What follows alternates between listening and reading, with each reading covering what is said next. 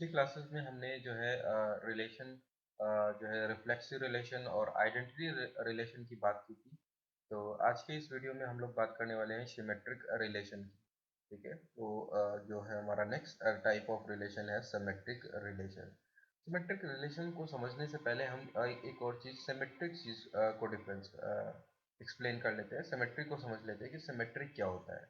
Symmetric का मतलब होता है कि अगर कोई चीज़, जैसी मान लीजिए कि ये एक लाइन है और इसके इधर जैसा कोई चीज़ है और इस लाइन के इधर भी सेम टू सेम वही चीज़ है, तो हम बोलते हैं कि इस लाइन ऑफ सिमेट्री के इधर उधर की चीज़ें सिमेट्रिक हैं।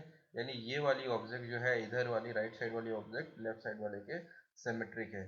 तब देखो सिमेट्रिक में अगर हम अपना फेस मिरर में देखते हैं या हम अपने आप को मिरर में देखते हैं, तो वो भी एक सिमेट्रिक इमेज होती है। हम जैसे यहाँ पे हैं वैसा ही हमारा इमेज जो है मिरर में दिखता है। ठीक है, तो वो भी एक सिमेट्रिक ही हुआ। अब सिमेट्रिक का एक और चीज देखते हैं कि अगर हम लोग, हमारा जो ऑब्जेक्ट होता है, अगर हम राइट हैंड को वेव करेंगे तो इमेज में जो है लेफ्ट हैंड वेव होता दिखाई देगा। अगर हम लेफ्ट हैंड को वेव करेंगे तो इमेज में जो है राइट हैंड दिखता हुआ वेव होता हुआ दिखेगा। तो अगर ए कॉमा बी, अगर मैं इस लाइन ऑफ सिमेट्री के इधर ए कॉमा बी लिखूं, तो इस मिरर में मान लीजिए कि इधर जो है मिरर लगा हुआ है। ठीक है, तो अगर मैं इधर ए कॉमा बी लिखूंगा तो इधर जो बी कॉमा ए लिखा हुआ दिखेगा मुझे। ठीक है, तो अगर इधर ए कॉमा बी लिखा हुआ है तो इधर बी कॉमा ए लिखा हुआ दिखा मिलेगा। यानी कि ए कॉमा बी का सिमेट्रिक पार्ट क्या है? ए कॉमा बी का सिमेट्रिक पार्ट है बी कॉमा ए। ठीक है, तो ये चीज़ हमने समझ ली सिमेट्रिक के लिए कि सिमेट्रिक में जो है क्या मतलब होता है। तो अब चलिए सिमेट्रिक रिलेशन को समझते हैं।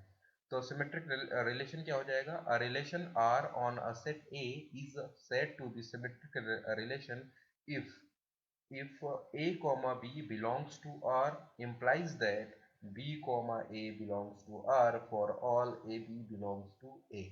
ठीक है, कहने का मतलब यह है कि अगर कोई भी रिलेशन R है, relation on a set A है, ठीक है, यानी कि R A to A, set A का रिलेशन है R।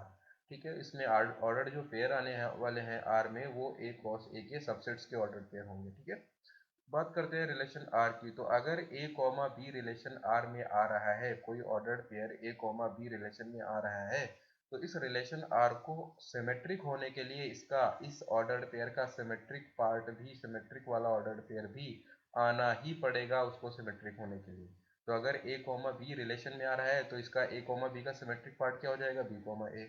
तो बी कॉमा ए को भी रिलेशन में होना पड़ेगा। ठीक है, तो अगर किसी रिलेशन में ए बी आ रहा है तो उस रिलेशन में बी ए भी आ गया है तो वो सिमेट्रिक होगा। और अगर सिर्फ और सिर्फ ए बी आ रहा है, बी ए नहीं आ रहा है, तो इस टाइप के रिलेशन को हम सिमेट्रिक रिलेशन नहीं बोलेंगे। यानी सिर्फ और सिर्फ सिमेट्रिक रिलेशन वही होगा जिसमें ए बी आ रहा हो और उसका सिमेट्रिक वाला ऑर्डर पेयर भी आ रहा हो। ठीक है, तो सिमेट्रिक रिलेशन का मतलब सिमेट्रिक ऑर्डर पेयर आ रहा हो और उसका सिमेट्रिक ऑर्डर पेयर भी उसमें हो। ठीक है, तो इस टाइप के रिलेशन को हम बोलेंगे सिमेट्रिक रिलेशन। चलिए इसका जो है एग्जांपल्स देखते हैं। तो यहाँ पे एक नोट करके दिया हुआ है कि identity and universal relations on a set are symmetric relation. ठीक है, जो आइडेंटिटी रिलेशन होता है या यूनिवर्सल रिलेशन होता है वो सिमेट्रिक रिलेशन होता है। ठीक है, तो इसको देखते हैं। पहले आइडेंटिटी रिलेशन की बात कर लेते हैं। मान लीजिए कि identity relation on a set ए है। ठीक है, कोई सेट ए है जिसका रिलेशन आर है और वो आइडेंटिटी है।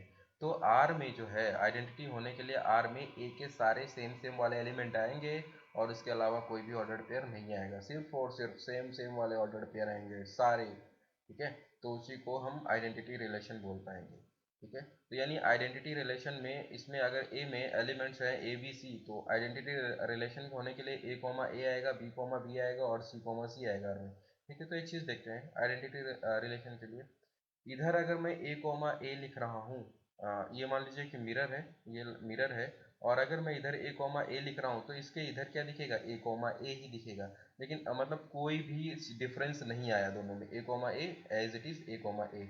तो हम लोग एक चीज़ पढ़ते हैं कि सेट में कोई भी चीज़ को दो बार नहीं लिखा जाता है। यानी वन कॉमा वन सेट में नहीं लिखा जाएगा, एक ही एलिमेंट को दो बार नहीं लिखते हैं। तो ए कॉमा ए दो बार थोड़ी लिखा जाएगा, सिर्फ और सिर्फ सेट में एक ही बार लिखा जाएगा। तो यानी कि अगर आर एक सेट है, ये रिलेशन है, रिलेशन भी एक सेट होता है, तो अगर आर एक सेट है तो उसमें ए कॉमा ए एक ही बार आएगा, दो बार नहीं आएगा। ठीक है, तो हमें ये भी पता चल गया कि अगर a कॉमा ए है तो उसका सिमेट्रिक पार्ट a कॉमा ए ही होगा, ठीक है, वही खुद उसका सिमेट्रिक पार्ट हो जाएगा। तो आइडेंटिटी रिलेशन में a comma a, b comma b, c comma c इस टाइप के ऑर्डर्ड पेयर आएंगे। इसका symmetric part a comma a, b comma b, c comma c भी आ रहा है उसी में, क्योंकि दो बार थोड़ी लिखा जाएगा, a कॉमा ए एक ही बार तो लिखा जाएगा, तो वो भी आएगा। तो इसलिए कोई भी रिलेशन अगर आइडेंटिटी रिलेशन है तो वो सिमेट्रिक भी होगा, ठीक है। तो ये क्लियर हो गया। नेक्स्ट बात करते हैं यूनिवर्सल रिलेशन की।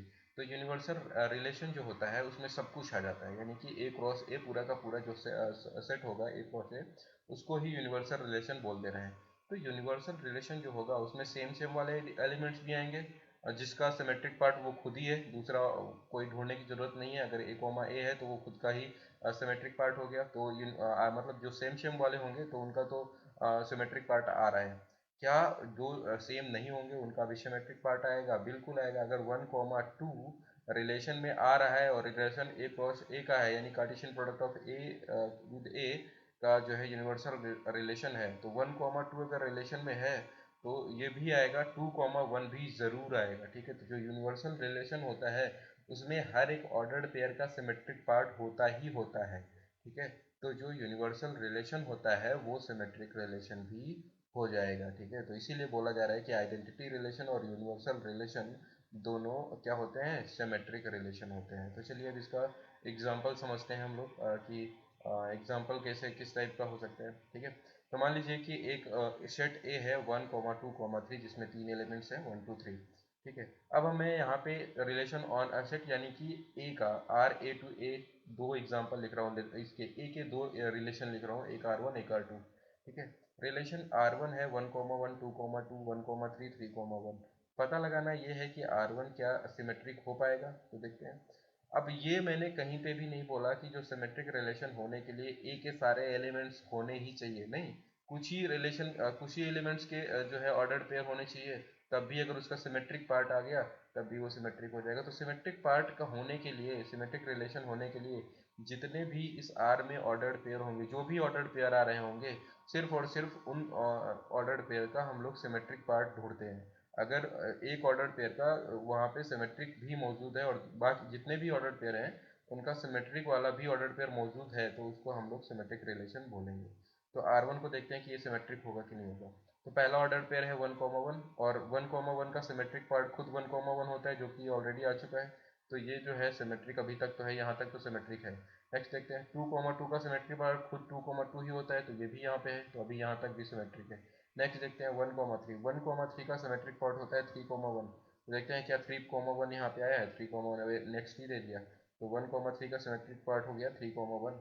तो इसका मतलब ये जो रिलेशन R1 है ये एक कैसा रिलेशन होगा? सिमेट्रिक रिलेशन होगा। नेक्स्ट एक दूसरा एग्जांपल दिया हुआ है रिलेशन R2, इसको चेक करते हैं कि क्या ये इस सेट A के लिए जो है सिमेट्रिक रिलेशन हो पाएगा, ठीक है। तो R2 को चेक करते हैं 1,1 पहला ऑर्डर्ड पेयर आ रहा है 1,1। अब देखते हैं कि क्या 1,1 जो है सिमेट्रिक रिलेशन जो है 1,1 जो है इसका सिमेट्रिक वाला यहाँ पे आया है इस R2 में।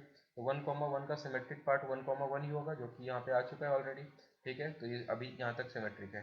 नेक्स्ट देखते हैं 1,3 का सिमेट्रिक पार्ट हो जाएगा 3,1 और नेक्स्ट 3,1 आ रहा है, ठीक है। तो यहाँ तक भी ये भी सिमेट्रिक चल रहा है। आगे देखते हैं 2,3 का सिमेट्रिक पार्ट होना चाहिए 3,2। तो ढूंढते हैं क्या इसमें 3,2 भी आया है, तो 3,2 आया ही नहीं कहीं। तो 2,3 तो आया है लेकिन 3,2 नहीं आ रहा है। 3,2 ना आने की वजह से ये क्या हो जाएगा? सिमेट्रिक नहीं होगा, ठीक है। तो R1 तो सिमेट्रिक है लेकिन R2 सिमेट्रिक नहीं है। अब एक जो है थ्योरेटिकल टाइप का जो क्वेश्चन होता है उसको समझने की कोशिश करते हैं।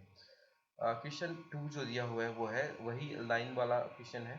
L इक्वल टू है set of lines in a plane, ठीक है। मान लीजिए कि ये प्लेन है, जो इस पेपर में ये स्क्रीन जो है ये एक प्लेन है, और इस अगर प्लेन में बहुत सारी लाइंस होंगी, इनफाइनाइट नंबर ऑफ लाइंस होंगी, कुछ लाइन पैरेलल होंगी, कुछ परपेंडिकुलर होंगी, कुछ जो है ना ही पैरेलल होंगी ना ही परपेंडिकुलर होंगी, ठीक है।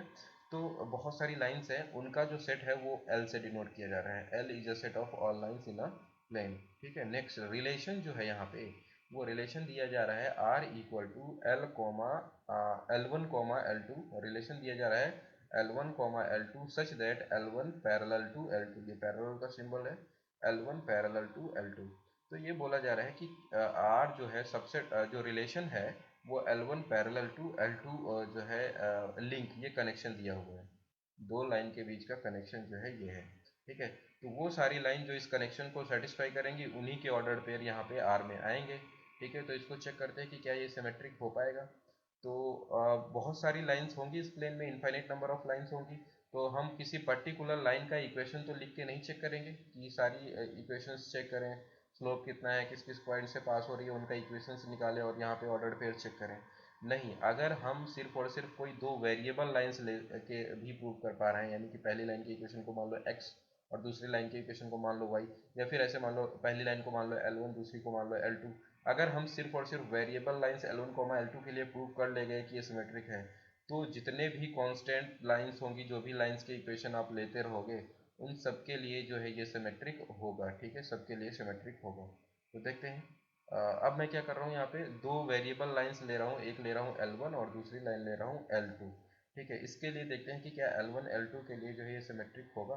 तो सिमेट्रिक प्रूव करने के लिए एक चीज़ हम जो है करते हैं कि मैं मान ले रहा हूँ कि L1 L2 पैरेलल हैं, यानी L1 L2 इस सेट रिलेशन R में आ रहा है।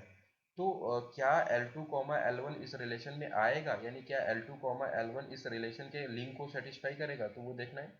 तो L1 L2 मैंने मान लिया कि इसमें आ रहा है, यानी कि मैंने ये मान लिया कि L1 पैरेलल टू L2, क्योंकि मैंने माना है L1 L2 रिलेशन में है, तो वो इस लिंक को भी सेटिस्फाई करेंगे, यानी L1 पैरेलल हो जाएगा L2 के। तो यहाँ से ये हो गया। अब दूसरा पार्ट L2 L1, सोचो L2 L1 इस रिलेशन R में आने के लिए क्यों कब आएगा L2 L1, जब L2 भी L1 के पैरेलल हो। तो क्या हम इस लिंक से, क्या हम यहाँ से इससे बोल सकते हैं कि L1 भी L2 के पैरेलल होगा, ये बोल सकते हैं। यानी L1 भी L2 के L2 अगर L1 के पैरेलल है तो हम ये भी बोल सकते हैं ना कि L1 L2 के पैरेलल है। तो L2 L1 के पैरेलल हो जाएंगे, दैट मीन्स L2 L1 भी इस R से बिलोंग करेगा, इस R में होगा। ठीक है, तो L1 L2 मैंने माना और L2 L1 इसमें आ रहा है, ये प्रूव कर दिया। तो इसका मतलब ऐसी सारी लाइंस जो इस प्लेन में होंगी उनका सिमेट्रिक पार्ट इसमें जरूर आएगा। ठीक है, तो ये जो रिलेशन R है ये एक सिमेट्रिक रिलेशन हो जाएगा, that means R is a symmetric relation. Next देखते हैं। If R is a symmetric then R inverse will be symmetric too. ठीक है, तो एक नोट है कि अगर कोई रिलेशन सिमेट्रिक है तो उसका इनवर्स भी क्या होगा, सिमेट्रिक। क्योंकि हमें पता है इनवर्स, अगर सिंपल सा कोई रिलेशन है R, तो उसमें आएगा, मान लीजिए कि उसमें x y आ रहा है, तो R इनवर्स में क्या आ जाएगा, y x। तो अगर R सिमेट्रिक था, यानी कि उसमें x y भी आ रहा था, y x भी आ रहा था, तो R इनवर्स में क्या क्या आ जाएगा, x y का इनवर्स y x, और y x का इनवर्स x y, तो दोनों आ गए ना, सिमेट्रिक वाले पार्ट आ गए। x y भी आ रहा है, y x भी आ रहा है। तो यहीं से बोला जा रहा है कि अगर कोई R रिलेशन R सिमेट्रिक है तो उसका उस रिलेशन का इनवर्स भी सिमेट्रिक होगा, ये बात ऑलवेज ट्रू है। ठीक है, तो ये एक यहाँ से नोट मिल गया हमें। ठीक है, एक इम्पॉर्टेंट पॉइंट है इसका। नेक्स्ट जो है हम लोग नेक्स्ट वीडियो में बात करेंगे एंटी सिमेट्रिक रिलेशन की, एंटी सिमेट्रिक रिलेशन क्या होता है। ठीक है, तो नेक्स्ट वीडियो में हम एंटी सिमेट्रिक बात करेंगे। और अगर सिमेट्री का कॉन्सेप्ट समझ में आया है तो इस चैनल को फॉलो कर लीजिए, ताकि आगे आने वाली सारे वीडियोस आपको जो है आसानी से मिल पाए। ठीक है, तब तक के लिए थैंक यू।